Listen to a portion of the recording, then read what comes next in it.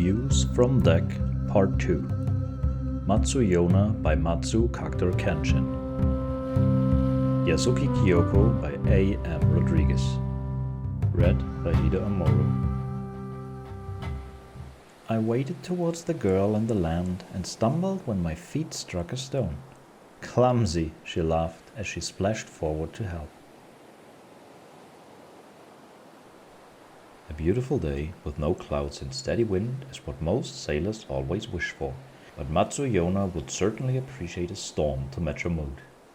Having been on a huge ship like the Pride for more than a dozen days had strained her nerves even more than usual, and not even some good rounds of fortunes and winds had helped her temper. Especially not after that grimy bastard had tried to cheat her with loaded dice, and definitely not after she was called to the Kaiser's office. Staring at the spotless wooden door, Yona knocked slightly. "Please come in." A polite, smooth voice beckoned her inside, belonging to a pretty matronly woman with sharp eyes and pleasant, rounded, cheerful features. Her long black hair, with some errant grey ones mixed in despite her otherwise somewhat youthful appearance, was tied up in a neat bun. "Ah, thank you for coming, Matsu-san. May I offer you some tea and steamed buns?" Yona had heard about Lord Yoshitsune's cousin, Akodo Cho, but she certainly did not expect her superior officer to be this warm and elegant woman, offering her refreshments during what she thought of as a disciplinary meeting. Bewildered, she took a steamed bun and started nibbling it, despite not being hungry at all. "Now, I heard of a troubling incident involving you and some of our sailors, dear. Would you care to tell me what it was about?" "It was just an argument, Akodo Taisa. You know how these things are. During dice games, tempers can grow heated and one thing leads to another. I promise you it won't happen again." Akodo Cho took a sip from her tea and put down her cup. She gave Yona a pointed look, sizing her up, evaluating her. The Matsu woman loathed it when people looked at her judgingly, influenced by the spiteful rumors everyone spread, but this piercing gaze felt like it reached deep into her core. It sent shivers down her spine, and suddenly she felt like she had a lioness staring at her. The Taisa's voice now had an edge to it, like a blade caressing her neck. "I understand that every man and woman in this ship has been subjected to an unfathomable change in their lives. A ship, even one as big as the Pride, can feel stifling to a lion. I have taken this into account and arranged for certain diversions to be available to everyone who might need them. Sake, physical competitions, storytellers, geisha, and yes, even gambling. Still, I also understand that even with these measures, despite our army's discipline, tempers will grow wild and fights will break out. What I do not understand is how 3 men are having trouble standing straight due to the bruises you gave them, and one more has 5 broken bones. The dishonorable cur was cheating. They thought I wouldn't notice, that I was just a stupid tomcat they could, and you proved them right. They were no match for a trained Matsu warrior and you knew it. Still, you showed no restraint and now the ship has 4 less sailors. This means that others will have to cover their shifts until they heal, but you did not think of that, did you? You care not for the consequences, you let your feelings rule you and only make excuses afterwards. I overlooked your general demeanor and the chip you seemed to have on your shoulder, thinking that you would eventually fit in with the rest, but enough is enough. You will spend 10 days on lookout duty in one of the side ships. Night shift. During each waking day you will help with the work of the men you injured."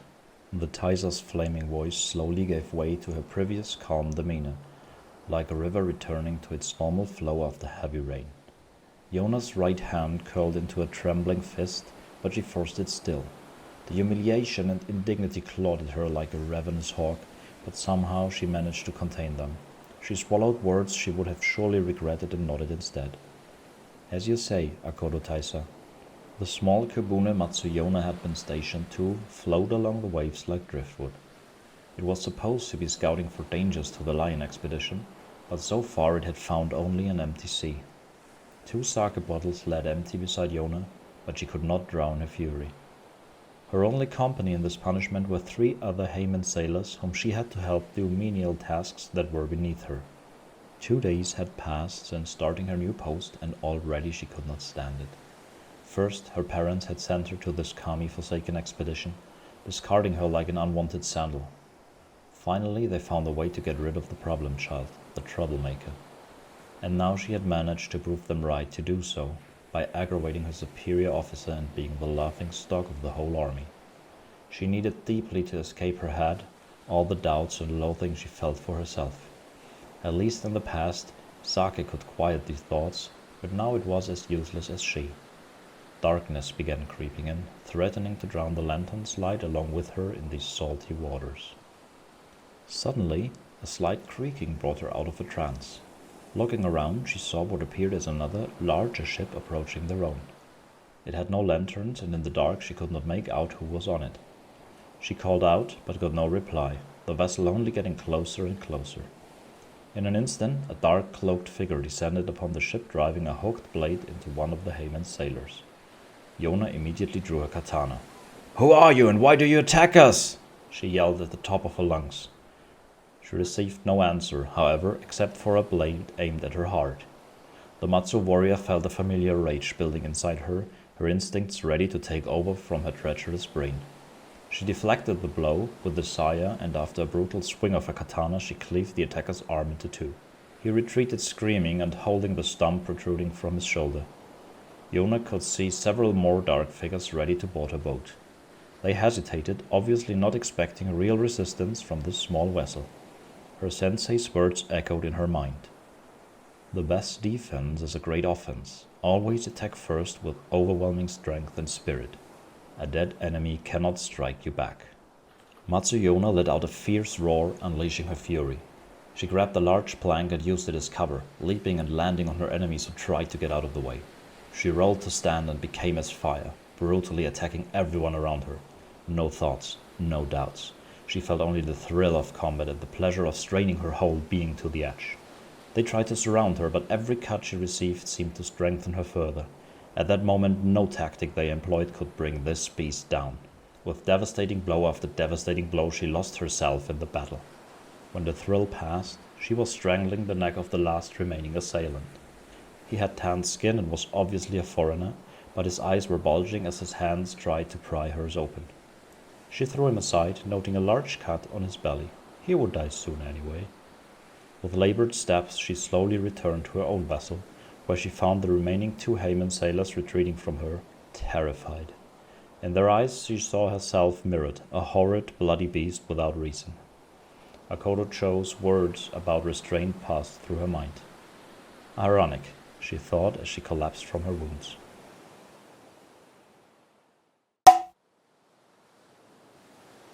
Yasuki Kyoko narrowed her eyes and felt the weight of a frustrated scream perch itself within the back of her throat. Her chest rapidly rose and fell with each burning breath she took. She ignored the pain which radiated from her hand. In passionate fury, she had clenched the body of the Kisero so tightly that her nails had bitten deeply into the palm of her fist. Everything was wrong. Nothing was as she had expected or, in her opinion, deserved. "This will not do!" she screamed at herself over and over. With a flurry of motion, she thrust herself from the seiza position and began to crawl upon the floor. It was a maddening haste which witnessed her barrel towards the opposite reach of her cramped quarters. She ill-heeded her possessions, which lay strewn about in disheveled heaps, littering the room. With each motion, glass crunched, linen ripped, and wood snapped, but none of it mattered. All that mattered was what she needed now. As she approached her destination, she cursed herself for her misfortune, but then the realization set in. It wasn't her fault. No, it was due to the arrival of the Imperials. It was the fault of the young Hantai Empress and her retinue which traveled with her. It was true that Kyoko's misfortunes did seemingly stem from the presence of the child Empress after all. It was she who was to blame. Indeed, had the Empress not been here, the more lavish quarters upon the ship wouldn't have been sacrificed to those Imperial toadies. Those sniveling sycophants who weren't deemed necessary enough to be aboard the Memory of Jade, but were still required to tag along. Kyoko's condemnation ceased when her sights came upon what she had sought, a small pouch of kizami. She gingerly handled the container with a caressing touch, a touch which hours earlier had eluded her when she had forcefully flung the very same pouch in passionate rage.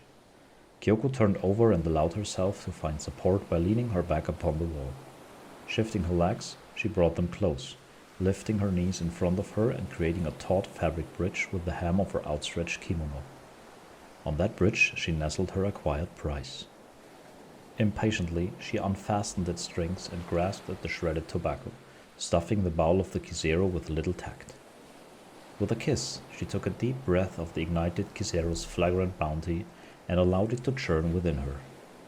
A wisp of wiry smoke would escape her lips, and with its retreat she felt a slight quelling of a tempestuous self.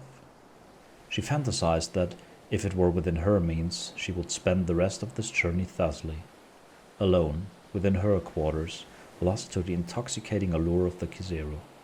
Yet it wasn't within her means. Sooner or later, the realization of the slight against her would dawn upon Kyoko once more, and naught but the passionate fury would thereafter follow. It was within the exhale of another drag that Kyoko noted the other presence within the constrained room. She was not alone. Within the opposite end of the room, wherein the light of the swinging lantern failed to reach, a hunched woman resided. The ghastly, malformed, and disheveled figure silently observed Kyoko, her pale, hollow eyes tracking the woman with an unyielding resolve. Her agape mouth was twisted as though screaming in horrific torment and pain, but issuing no utterance of sound which could be perceived. The creature remained motionless, simply watching, simply waiting.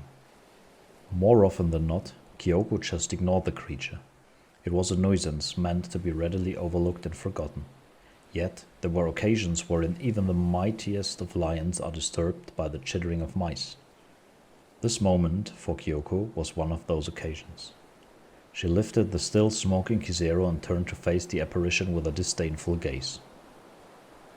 "Don't judge me!" Kyoko shouted loudly. "You'd have reacted worse than I if you had been offered this paltry accommodation." No response, just an awkward silence. Emerald Legacy is a fan-driven project. It is not endorsed, sanctioned, or in any other way supported directly or indirectly by Asmodee International, Fantasy Flight Games, or Edge Studios. Stories are protected under a Creative Commons Attribution 4.0 International License. The music in this production is Cambodian Odyssey by Kevin MacLeod. To support this project, please visit patreon.com/emeraldlegacy.